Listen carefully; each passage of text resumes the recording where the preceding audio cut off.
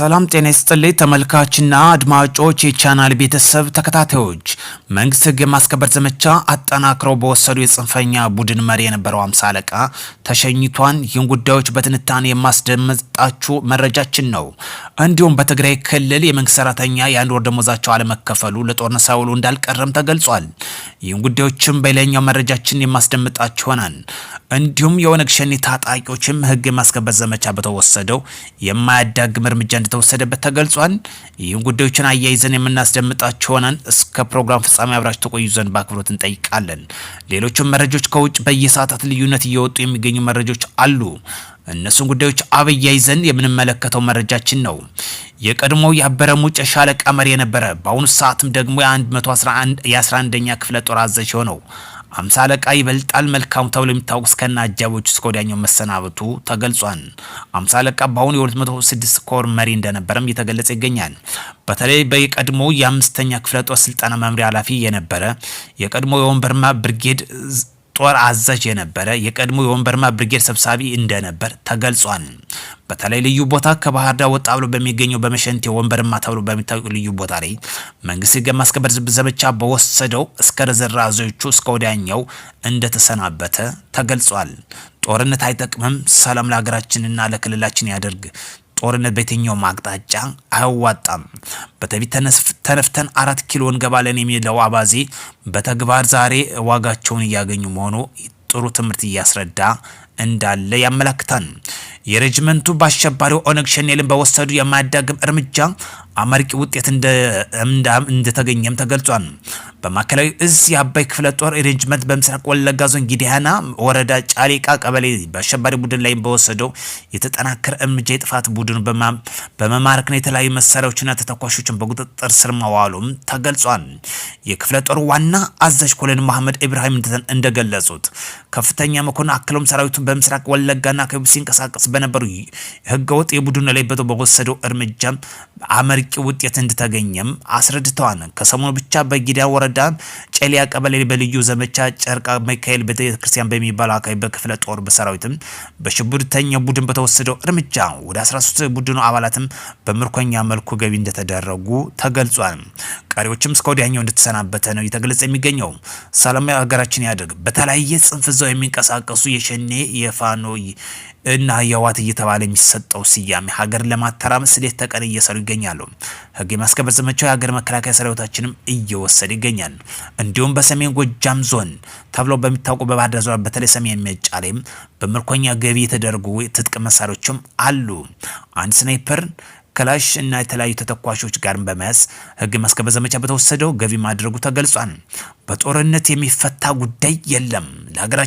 ለሀገራችን የሚያስፈልገው ሰላም ነው። ጽንፈኛው ቡድን በዋግምራ ብሔረሰብ አስተዳደር ላይ በሳህላ ሰይምት ተብሎ በሚታወቅ ወረዳ የመንግስት ተቋማትንም በእጅግ አውድሞት ወጧል። የሚያሳዝን ጉዳይ ነው። ተሽከርካሪዎችን እንዲሁም ቁሳቁሶችን ለህዝብ የሚያገለግለው የመንግስት መስሪያ ቤት ነው በማለት እንግዲህ እያወደሙት ይገኛሉ። እዚህ ጋር ቆም ብለን ማሰብ የሚያስፈልገው ይሄ ወረዳ ወይም ይሄ በዋግምራ ብሔረሰብ አስተዳደር በሳህላ ሰይምት ተብሎ የሚታወቀው ወረዳ ላይ የሚገኙ ተቋማት አውድሞት የወጡ ቢሰጣቸው የትኛውን ያወደሙትን ሊያስተዳድሩ ነው። ይህ መንግስት ይመጣን መንግስት ይሄዳል። ሀብት ግን የህዝብ ነው። ነገር ግን አሁን ያለውን የመንግስትን የጎዱ የመስለ ማህበረሰቡን ዛሬ እያወደሙት ይገኛሉ። እጅግ የሚያስነውር ጸያፊ ድርጊት ነው።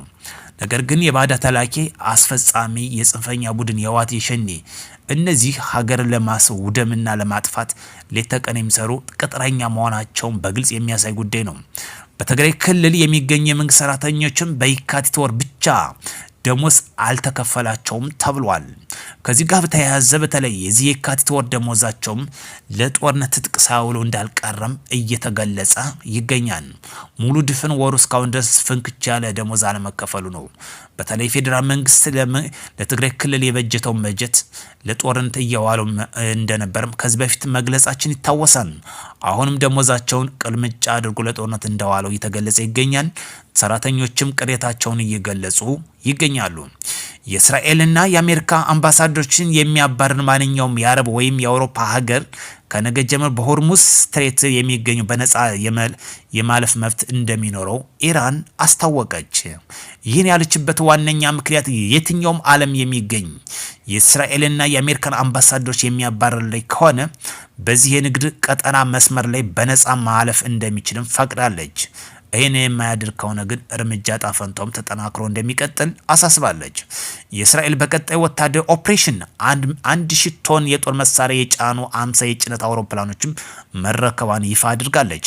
የእስራኤል መከላከያ ሚኒስትር ባወጣው መግለጫና በምስል እንዳስመለከተው ባለፉት 10 ቀናት ውስጥ ብቻ የመከላከያ ሚኒስትር ባወጣው መግለጫ መሰረት የጭነቶች እያጓጓዙ በኢራንና በሊባኖስ ውስጥ እየተካሄደ ያሉ የኦፕሬሽን ሮሌንስ ላዮን የሚያሰኘውን በተለይ የሚያገሰው አንበሳ የሚል ዘመቻ የተሰጠው ወታደር እንቅስቃሴዎች ለመደገፍ እንደሆነም እየተገለጸ ይገኛል። ባለስልጣናት እንደገለጹ የቅርቡ ቁሳቁሶች የተለያዩ የጦር መሳሪያዎችንና ጥይቶችን የሚያካትቱ ሲሆን ዓላማቸውን በመካከለኛው ምስራቅ እየተባባሰ የመጣውን የግጭት ለማቋቋም የሚያስችል ወታደራዊ አቅም ማጠናከር እንደሆነም ተመላክቷል።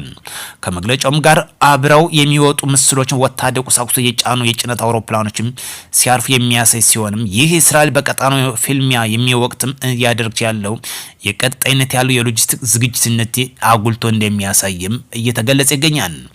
ኢራንም እርምጃ አጠናክራ እየወሰደች ይገኛል።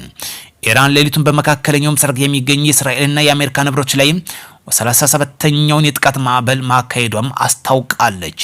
በዚህም መሰረት እጅግ በጣም ከባድ የሆኑ ክሮምሻህር ሚሳይሎችና ከ3 ሰዓታት በላይ የፈንጅ ባለብዙ ሽፋን ጥቃት መፈጸሙ የኢራን አብዮታዊ ዘብ አስታውቋል። በዚህ በሃይፋ ቴል አቪቭ የእስራኤልና በአድቢል እና በአማንም የሚገኙ የአሜሪካ ጦር ሰፈሮች ላይም ከባድ ጉዳት ማድረሱም አስታውቋል።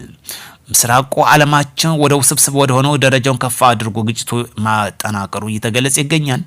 ሰላም ለዓለማችን ያድርግ። ጦርነት እንግዲህ የሁሉም ግፍ ቀማሽ መሆኑ አይቀሬ ነው። ሰሞኑን ከተመለከትነው አንዱ የነዳጅ ዋጋ መናሩ ጉዳይ የዓለማችን ጓዳ እያንኳኳ መምጣቱ ከፍተኛ ስጋትን እየደቀነ ይገኛል። አሜሪካ የአየር ኃይል በደቡብ ምስራቅ ኢራን በሚገኘው ባለንደር ሊንግ ወደብ አቅራቢያ በበርካታ የኢራን መርከቦች ላይም በሰነዘረች ጥቃት በርካታ የኢራን መርከቦች ማውደሟም ገልጻለች። በአሜሪካና ኢራን ጦርነት የቆሰሉ የአሜሪካ ወታደሮች ቁጥርም ወደ 150 ከፍ ማድረጉ እየተገለጸ ያለው መረጃ ያመለክታል። ባለፉት 10 ቀናት ውስጥ በአሜሪካና በእስራኤል መካከል በተቀሰቀሰው ግጭት የቆሰሉ የአሜሪካ ወታደሮች ቁጥር ከ150 መድረሱን የተለያዩ መገናኛ ብዙሃን ምንጮች ገልጸዋል። የአሜሪካ መከላከያ ሚኒስትር በበኩል ባወጣው መግለጫ እስካሁን ድረስ 140 ወታደሮች መቁሰላቸውን አረጋግጧል። ከነዚህም በፊት 8 ወታደሮች በኢራን ጥቃት እንደሞቱም ሌሎች መረጃዎችም እየገለጹ ይገኛሉ። በመጀመሪያ ላይ ይፋ ከተደረገው ቁጥር አሁን በተመዘገበው የወታደሮች መቁሰል ከፍተኛ መሆኑ እየተገለጸ ይገኛል። ጦርነቱ ወደ ከፍ ማድረጉ እየተገለጸ ይገኛል። የማያዋጣ የማያዛልቅ ጦርነት ዓለማችን እንግዲህ የገባበት ጉዳይ ነው። በተለይ የኢራንና የእስራኤል ጦርነት ዓለማችን ወደ ውስብስብ ውስጥ ሲከተው የጦርነቱ ተመልካች ሀገራትም ግፉን ቀማሽ እንደሆነ ያመላክታል። ለዓለም የሚያስፈልገው ሰላም ነው። ለሀገራችን የሚያስፈልገው ሰላም ነው። በጦርነት እንደማይቋጭ ዓለማት ያምናሉ።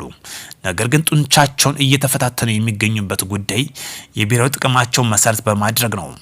ሀገራችን ዛሬ እርምጃ እየወሰደች የሚገኘው ብሔራዊ ጥቅሟን ለማስከበር ነው። በውስጥ የሚገኙ የባዳ ተልዕኮ አስፈጻሚ ያሉት የሸኔ የፋኖ የህወሓት ዋና ክንፍ የሆኑትን እነዚህ ሰከን እንዲሉ ህግ የማስከበር ዘመቻው ተጠናክሮ መንግስት እየወሰደ ይገኛል። ለዚህ ዋነኛ ዓላማ ብሔራዊ ጥቅማችን ለማስከበር ነው። የዓለማትን ፍጥጫ ብሔራዊ ጥቅማቸውን መሰረት ያደረገ ነው። ጦርነት በዓለምም በሀገርም አይጠቅምም። ሰላም ይሁን፣ ሰላሙን ያምጣልን። ታጥቃችሁ የሚንቀሳቀሱ ወንድሞቻችንም መንግስት ይዘርጋላችሁን የሰላም በር ብትጠቀሙት መልካም እንላለን። በሌላ መረጃ እስክንገናኝ መልካም ቀን ይውላችሁ። ከወዲሁ ተመኘው።